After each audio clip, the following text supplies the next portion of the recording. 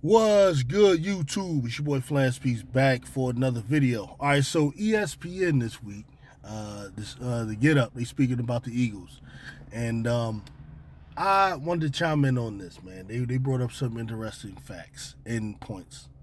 The hour next stop, Philadelphia. The Eagles are 7-2, coming off a win, or they're getting set to host the Lions, I should say, on Sunday, coming off their win over Green Bay on Monday night. Yet another workman-like win for the Eagles, who have landed. See, now the first thing you have to peep always is the way they're putting it out there. Eagles narrowly escaped Packers after late missed field goal. Like, you have to pay attention to how they word these things. Like, they want to just paint the whole thing as just some boring game where we just escaped the Packers. You know what I'm saying? Like, bruh, it's the Packers, though. This is the thing, right? This is where I'm going to cook most of these guys. It's like all these teams that people are out here talking about are so impressive. Most of the time, they're not beating anybody. There's a couple of teams out here like Seattle. I kind of respect what they're doing. I'm starting to respect what the Patriots are doing too. But for the most part, most of these teams ain't playing nobody. The Eagles had the toughest schedule. Like, you don't worry about how it looks when you beat the Packers. You just beat them. Packers were Super Bowl contenders this year. They had a Super Bowl contender type record. And they just made a move to get Micah Parsons. Like, people were putting them up as Super Bowl contenders. Right? It's all right. Packers is a good team. And you got to play them in Lambeau on the road. There's a lot of teams out here that ain't winning this. There's a lot of teams out here that ain't winning this. Does the Patriots win that game? I don't know. Packers coming off a loss? I don't know. Does Tampa Bay or even Seattle, do they win that game right there? I don't know. We found a way to win that. But anyway, let's go ahead. Very few knockout punches this season. You know what they've become? They've become last season's Chiefs. They're 6-1 in one-score games. Those six wins tied with the Broncos for the most in the NFL. The last time the I like that record, 6-1. I don't care what it's about. Eagles and Lions faced off was week 1 of 2022. So it's been a long time since they've met. This certainly has the feel of what could be a preview of the NFC Championship game. It's what we all thought the NFC Championship game was going to be a year ago, and then Detroit had all those injuries. But Nick and Jeff were here yesterday, and we talked a lot. It's a fascinating way we talk about them. It's just like Kansas City last year. We kept saying over and over again, this offense isn't good enough. Right. This offense isn't good enough. And they just keep on winning, and they wound up in the Super Bowl. It's slightly different than Kansas City because What was wrong with the offense? I mean, all right, Hurts put up about 183. He had a touchdown, no interceptions. You know what I'm saying? And a touchdown. Okay, this happened in cold behind Lambeau, man. You know what I mean? You got to look at the whole thing. By the time it's all said and done, when Hurts wins MVP this year, all of these stories are going to look good when they look back on them. Like, Green Bay this ain't no low competition. What we must always say, Eagle fans, you got to keep reminding these people is that we've had the toughest schedule. And we still in first place. That's all that matters. City was trying to do more and was incapable because of injuries and other issues. This team, we look at them and say, you can be so much more, but they have decided that this is the way that they want to play. And it's working, so it's hard to be critical of it. But I suspect that when they get to the playoffs, when they get to these games, I don't think they're going to approach the game in the same way. They're playing right now not to give the game away early and then win at the end. When they have to play the Rams in the playoffs, they're going to come out there with a scheme that's more designed to create explosive plays, I believe. Jeff, how do we explain? I mean, I guess if you're only looking at it from an offensive standpoint, what Foxworthy said makes sense, right? But I would expect Foxworthy to kind of still look at it from a defensive perspective because he played cornerback, right? It was obvious that the Packers' defense is predicated, right? Their whole scheme is predicated on preventing big plays. And that's pretty much what they went out there and did. So the Eagles was taking what the Rams was giving them. But if you look at the actual game, the Eagles started off with a heck of a drive, Jalen Hurts. But then he fumbled the ball. That's what kind of messed up that drive.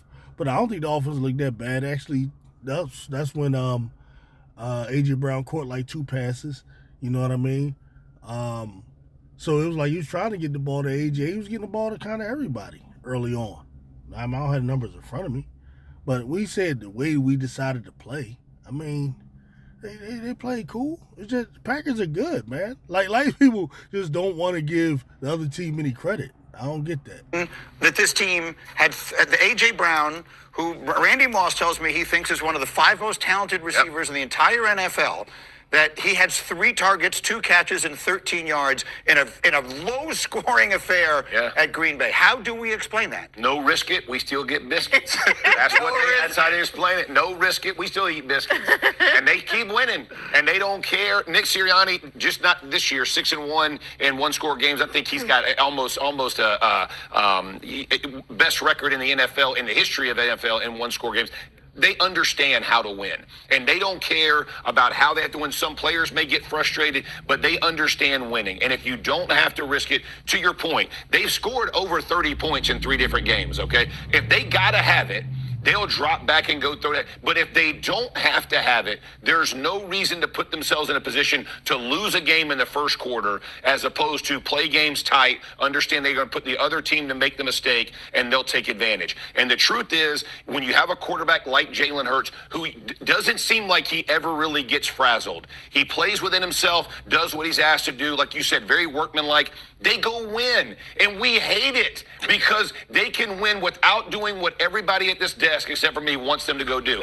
They ain't got to go throw it around, bro. Right. If you got to go throw it around, go throw it around. If you don't, and continue to win games. If it costs them games, I would be in the same camp as you guys are. I understand at the end of the day, it's about W's and L's, getting back to the Super Bowl. They are a very good football team, only getting better. And Saquon's, let me tell you something. There were 2 or 3 plays the other night that could have went for 60. And that did not happen early in the season when you saw those lanes getting closed. They were very close. Those explosive plays come back. Now we're talking about. Let me make this real clear. Like, Jeff Saturday just be cooking these dudes when they come to this subject. He really just be cooking them.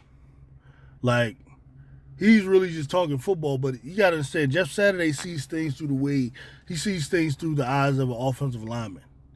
He also played in a scheme that's similar to what the Eagles do a lot of times, especially with the drop back stuff that came from Indianapolis. Because remember, Jeff Saturday was Peyton Manning's offensive lineman. He was on Peyton Manning's offensive line.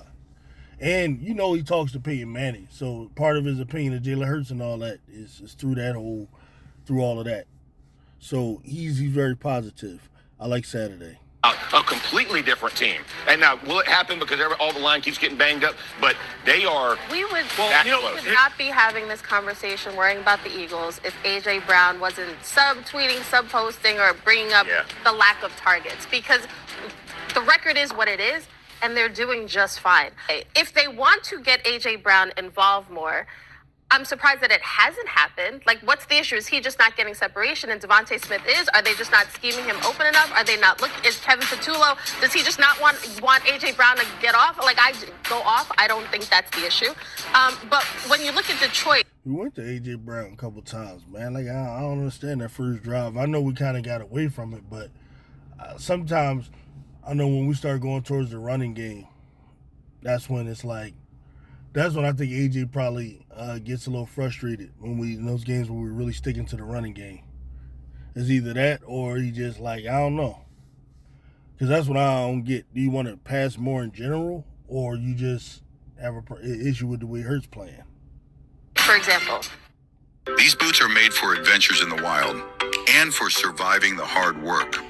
Buy them now and but when you look at Detroit, for example, Dan Campbell said, listen, we got to get Jameson Williams going. We have to get him going. And guess what? He got 6 catches on 7 targets, 119 yards, and a touchdown. So if you want, there's no reason it can't happen unless, I don't know what the disconnect is, but I just feel like if A.J. Brown said, you know what, I'm good, we're winning, we would not be talking about the Eagles. We'd be happy for the Eagles. We'd be like, this is a team that they're winning the hard way. They're winning every which way. But instead, you got the number 1 receiver upset about targets. Hey, Kim don't even want to talk about no numbers. Kim don't want to talk about no wins, losses, no offense, nothing. She want to be the Star Jones of the show and talk about A.J. Brown. Bring that up. Listen, Kim, it's very simple. It's very simple, Kim. When we start losing games because of this, then we're going to really, really have to do something about it. But right now, listen, AJ and Jalen, I don't know, they've been going at it since last year. We won a title with them going through that. Whatever. Maybe they motivate each other. At the end of the day, we haven't lost because of it. So it's a potential problem, but I don't know. That only comes from speculation. At the end of the day, I think the Eagles feel like they have the culture that can kind of accommodate all of this stuff and still win through the chaos. That's just the way I think the Eagles view their organization.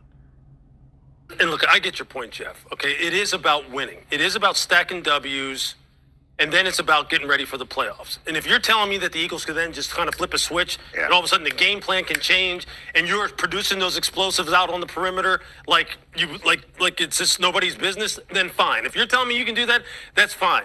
And I understand that this team is constructed differently than last year's Kansas City Chiefs team, where we sat here and had the same discussion all year long. Yeah. But the fact of the matter is, they didn't have the horses to kind of like flip the switch. Right. They didn't. So you knew it was going to come home to bite them at some point in time. With the Eagles, look, you know you've got him there, but can you keep him in the fold? Can you keep him locked in? Can you keep him dialed in so when you do need him? Because in the postseason, you're going to need those explosives. Agreed. You are not going to be able to just count on the fact that we're going to win 13-10. We're going to count on somebody screwing up clock management like they did with the Packers and take advantage. You cannot count on that in the postseason. Now, so that's the only. Yeah, but this is the only thing I don't get. You can't count on the postseason. That was like a postseason game, and we won. I wasn't close yet, but we won.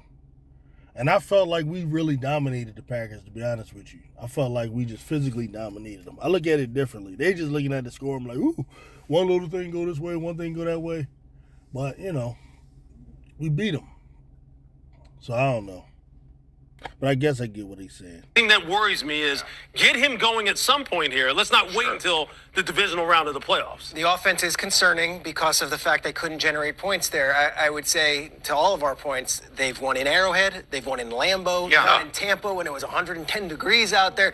They are stacking these wins against NFC opponents so that they put themselves in position to be at home in a much cozier setting than maybe going on a crazy road trip for 3 weeks. That's what makes it so confounding. What makes it so confounding is y'all know our schedule is hard as I don't know what. But they don't care. They just think you're supposed to just be blowing away all these crazy hard teams. And they comparing it to like the Colts rounds where the Colts are just playing against a bunch of bums and just putting up all them points. Like that's the whole thing that makes this absurd to me. When are y'all just going to really give a real narrative? What we're doing is much more impressive because our schedule is the hardest and we in first place. That's why I'm the host of a talk show, and I sit here and I feel ridiculous saying, "What's wrong with the Eagles? They're the defending Super Bowl champs. They're 7-2. They've beaten every good team." Yeah. But then you watch them play. Right, your eyes tell you I- something's not right. I think I'll say this one thing is like A.J. Brown is getting closer to that age where receivers no longer covet the same attention. All right, so listen, man. Listen. They just crazy, man. They don't understand what we just did. We went to Lambeau Field, played against the Packers, coming off of a loss. Do you understand how bad the Packers needed that game? The only thing I could possibly say is Tucker Kraft wasn't there. You know what I mean? But like the Packers, you were going to get their best version of the Packers. And that's what we got. I don't know a lot of teams that can do that. I'm sorry. I don't know a lot of teams that they think, look so great. I don't know if the Colts can go in there and deal with a locked-in Packers team that needs the win coming off a loss. But we did that. So I don't know. He is not playing that way, though. So, like, you see him out there, he's still the same A.J. Brown. And I think part of the target issue is because the opponent still respects him like he's A.J. Brown. They still roll coverage to his direction. Like, I rewatched that game. They double-team A.J. Brown while Devontae's making big catches. A.J.'s getting... Yes. Now we're getting somewhere. I love this. All right, okay. My man, I'm glad you came in. The cornerback had to step in. You got to talk coverage. Very important. I'm glad you did that, Foxworthy, because I would have considered this whole segment trash had no one brought up the actual coverage being rolled to AJ. Now we're getting somewhere. Thank you. A.J. Brown is doubled and stuff like that. But you people are expecting Jalen Hurts to throw into the double team anyway. Y'all use little excuses like, oh, with anticipation. Anticipation? Like, I love the anticipation arguments that people try to come with. He doesn't throw with anticipation. Okay, all right. Didn't Peyton Manning throw with anticipation? Yeah. All right, he threw with anticipation, but somehow he had 22 picks. Right? Y'all know that about Peyton Manning. He's great. He's the all-time all of that, right? But y'all know that he got a lot of picks because of the amount of times he threw the ball and the fact that he had this attitude like, ain't no throw he ain't never didn't think he could make. Attention. So, I think that they still should get him the ball, find ways, and I think that's kind of the difference is most teams, even if you're going to double Justin Jefferson, we're going to move him, we're going to do this, we're going to create some way to get him the ball. Throw him screens. The thing, they're not doing that for A.J. Brown. As he gets closer to that age, as they're more focused on Devontae, I think that's a hard thing to accept. Can I ask you a question? Because this is a great point. I like that, though, where he went with it. I like that. So basically said the Eagles haven't been creative enough on offense. I agree with that. I agree. But sometimes what you kind of hope is that you're holding back certain things and so on. And maybe the creative package that they have versus the Packers defense, they kind of testing certain things out. That's the thing. I'm impressed with the win, me personally. Packers 5-2-1. Shoot, I'm impressed with the win. Talking about. If you looked at the touchdown that Devonta Smith scores, they're moving coverage towards A.J. Brown. And so Devonta gets free, gets on a safety and scores a touchdown. When you're talking about that, they're a very simple offense. So here's this play quickly. Okay, What you're saying is the coverage was focused on A.J. and that's why Devonta's one-on-one. Right. So he gets up on the course and gets in and scores a touchdown. But my point is this, so they run a very simple offense. They don't do a ton. So when you're talking about moving him around, doing all these things, is that getting outside of what they're comfortable with? Let me tell you something. Because when you start moving players around to different places, your protection, there's a lot of stuff that changes. It doesn't just go as simply as everybody says. I understand, but the argument would be there's going to come a time when you play somebody that you're going to have to do something creative. Practice doing those things.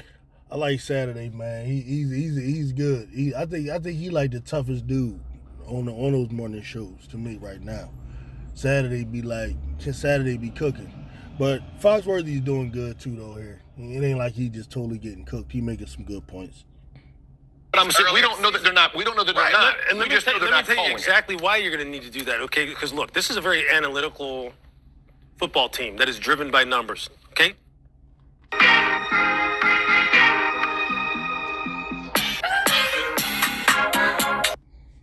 Why you're going to need to do that, okay? Because look, this is a very analytical football team that is driven by numbers, okay? Hembo just sent me this. Okay, last year, explosive play differential was plus 45. You know what it is right now? It's 0. Yeah. That is going to come home to bite you unless you're telling me we can just turn it on when we're ready. Yeah. When we're ready to dial up 11, we'll just dial it up. I can tell you where that difference comes from. Cindy, show us C10. C10. C10, C10 is the difference. It's because it's Saquon Barkley. Last year. Where that difference comes from is our schedule is hard as I don't know what. I understand. But we had to go through the Cowboys, who on the opening night weren't that bad. You know what I mean? Cowboys are like, they're not such, it's not so much that the Cowboys are a bad team. They're like, they're just a good team having a bad year to me. You know what I mean? I don't think the Cowboys are a bad team. They're just having a bad year, if you understand what I mean. But anyway, we had to go through them, then we had to go through the Chiefs. Everybody know who the Chiefs are. Then we had to go through the Rams immediately after that. Then we had to go through, I think Tampa Bay, then Denver. Like, our schedule was hard as I don't know what.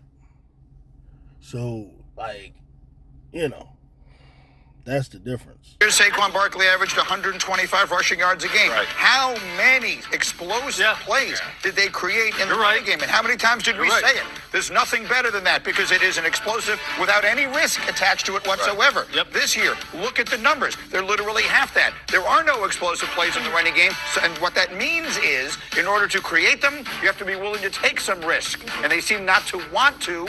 And why so is far, that? it hasn't caught. Well, you tell me why. I don't know. No, I mean, it's like rhetorical. I don't know Well, why. I think the honest answer is because at the beginning of last season, they were more aggressive offensively and they were turning the ball over. Yeah, and they said, we're not doing that anymore. And they started handing it to Saquon, and I think they were fine with the trade-off of not getting the explosives. Then all of a sudden, Saquon going for 50 yards every single game, 1 or 2 plays. They're like, we got the best of both worlds. Right, And they never needed to. Then they get to the Super Bowl, and they stop the run, and Jalen Hurts goes off. And so that's the evidence that they have. That's why they look at people like me who say, you got to be more aggressive. Like, we'll do it when we need to. You know what? See that.